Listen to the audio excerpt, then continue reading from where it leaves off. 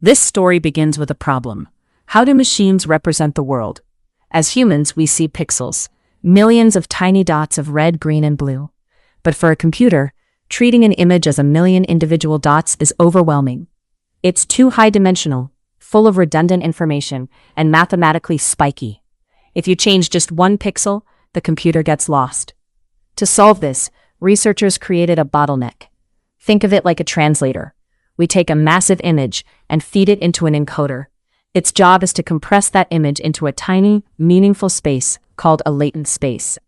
To make sure we didn't lose the soul of the image, we use a decoder to blow that tiny representation back up into a full picture.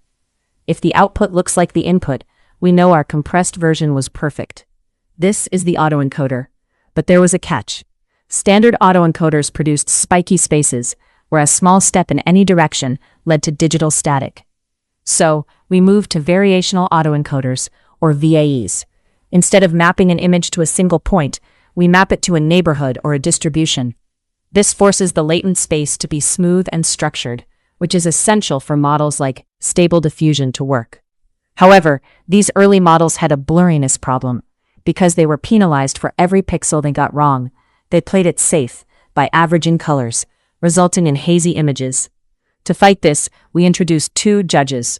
First, a perceptual loss judge that doesn't care about individual pixels, but looks at high-level features like textures and shapes. Second, an adversarial judge, a second AI called a discriminator, whose only job is to spot fakes. This competition forces the generator to create crisp, realistic details. Now that we have a perfect, smooth, latent playground, how do we tell the AI what to draw? This is where conditioning comes in. We take your text prompt, like a teddy bear reading a book, and turn it into math using a transformer. This model uses attention to understand that the word reading refers to the teddy bear. Finally, we guide the creation process. Using classifier-free guidance, the AI actually imagines two versions of the image at once, one based on your prompt and one that's completely random.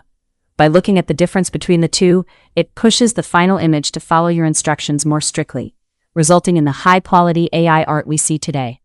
This entire architecture, from compressing pixels to guiding the noise with text, is what allows a machine to dream up anything you can imagine.